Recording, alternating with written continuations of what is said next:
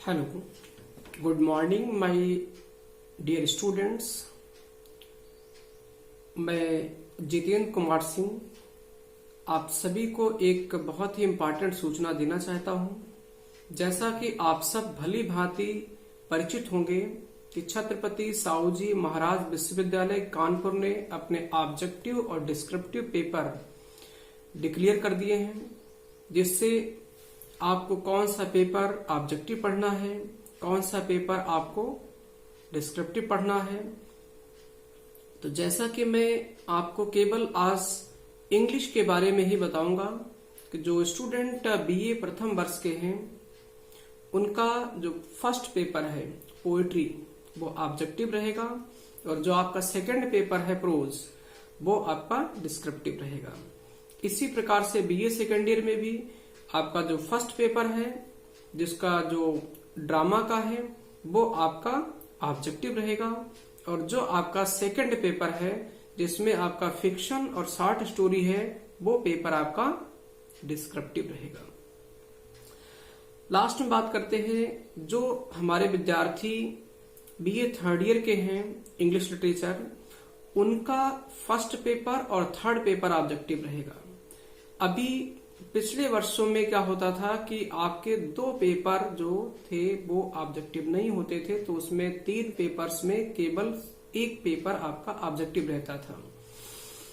तो आपके पेपर 3 है तो उसमें आपको 2 पेपर जो है वो ऑब्जेक्टिव रहेंगे, जिसमें आपका फर्स्ट पेपर जो हिस्ट्री का है वो, और जो आपका लास्ट जो पेपर है न्यू लिटरेचर, तो जो कि आपका थर्ड पेपर आता है तो वो आपका ऑब्जेक्टिव रहेगा। और जो आपका सेकंड पेपर है जो कि इंडियन राइटिंग इन इंग्लिश है तो वो आपका डिस्क्रिप्टिव रहेगा, जिसमें आपके explanation, short questions, long questions. तो आप लोग अपने बेहतर तरीके से तैयारी करें, क्योंकि ये मौके बार बार नहीं मिलते हैं। अभी आपको बहुत ही उचित समय पे कह सकते हो या सही समय पे आपको सूचित कर दिया गया है कि आपके कौन से पेपर्स ऑब्जेक्टिव हैं, कौन से पेपर डिस्क्रिप्टिव हैं। तो आप अभी से, आज से आप अपनी प्रिपरेशन शुरू करिए। रोज कम से कम मान चलिएगा आपको यहाँ पे 50 क्वेश्चन, 20 क्वेश्चन, 40 क्वेश्चन ऐसे रोज आप ऑब्जेक्टिव के तैयार करें, प्रिपेयर करें, चैप्टर वाइज या राइटर वाइज, तो जिससे कि आपको उसमें जो मार्क्स है वो आप अपने अच्छे तरीके से पा सकते हैं। जैसा कि आपको बताना चाहेंगे कि इसी साल जो मैंने स्टूडेंट्स के जो देखे हैं, जो रिजल्ट्स आए हैं बीए फाइनल में, क्योंकि फर्स्ट ईयर सेकेंड ईयर के बच्चों को प्रमोट किया गया है, उनका रिजल्ट नहीं आया है, तो जो थर्ड ईयर के बच्चे थे जो ऑब्जेक्टिव पेपर थे उनमें उन्होंने लगभग उसमें मान चलिएगा 50 में 45, 46, 44, 40 ऐसे नंबर्स अचीव किए हैं। तो ये बहुत अच्छा आपको अवसर मिला है।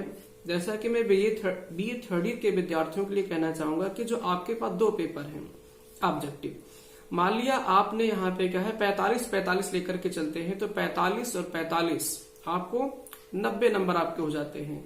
डिस्क्रिप्टिव में जो आपका पेपर है जो इंडियन राइटिंग का है उसमें मान लिया आपको यहाँ पे 50% ही नंबर मिल पाते हैं, कम से कम मैं बता रहा हूँ, बल्कि आप उसमें भी यहाँ पे बहुत अच्छे नंबर अचीव करेंगे, ऐसे में कामना करता हूँ, उम्मीद करता हूँ। तो 25वें नंबर अगर आपके पास आते हैं तो आपके यहाँ पे 115 नंबर हो जाते हैं। 115 नंबर हमारी समझ से बहुत अच्छे हैं, बहुत बेहतर हैं। और अगर जो कहीं आपके 35 होते हैं तो 125, तो वो तो फिर कहने के है, यहाँ पे क्या है बहुत ही बेहतर आपकी परसेंटेज इंप्रूव होगी अच्छे तरीके से। लेकिन बस कुल मिला के आज से ही आप ऑब्जेक्टिव पेपर्स की विधिवत तैयारी करिए, क्योंकि ये पेपर्स ऐसे होते हैं इनमें बच्चों के फेल होने के चांसेस कम होते हैं। आपने क्वेश्चन कुछ पढ़ लिए, 100 क्वेश्चन आते हैं, आपको मान लिया उसमें आपने कम से कम नहीं, यहाँ पे 70 क्वेश्चन आपने सॉल्व कर डाले। बाद में आप चाहें तो उसको यहाँ पे केवल एक ऑप्शन पकड़ लें, चाहे वो ए ले ले, चाहे बी ले ले, चाहे सी ले लें, और उसको भी आपको नहीं मालूम है, सारे के सारे आप जो है सर्किल कर देंगे, गोला बना देंगे, तब भी आपको कम से कम यहाँ पे मान चलिए आपके 4-6 क्वेश्चन तो सही ही हो जाएंगे, और जो कि आपके परसेंटेज को भी इम्प्रूव करेंगे। That's all. उम्मीद करता हूं कि आप लोग हमारी बात को समझेंगे, जो हमने आपको समझाया है, बताया है, और अपनी पढ़ाई पे विधिवत लगिए, मेहनत करिए और अच्छे परसेंटेज से आप जो है अपने उत्तीर्ण हो इस साल। ये मेरी शुभकामनाएं मेरे सभी विद्यार्थियों के साथ रहेंगी। अंत में सिर्फ मैं यही कहूंगा कि हमारे चैनल को ज्यादा से ज्यादा सब्सक्राइब करें, लाइक करें, शेयर करें, कमेंट्स करें, ताकि मुझे जो आपके जो एक मोटिवेशनल जो स्पिरिट मिलती है कि आप जब मुझे लाइक करते हैं, कमेंट्स करते हैं, तो मुझे भी एक जुनून मिलता है, एक हौसला बढ़ता मेरे अंदर है कि मैं भी अपने विद्यार्थियों के लिए, अपने बच्चों के लिए, अपने मित्रों के लिए, अपने साथियों के लिए कुछ कर सकूं। Thank you, that's all.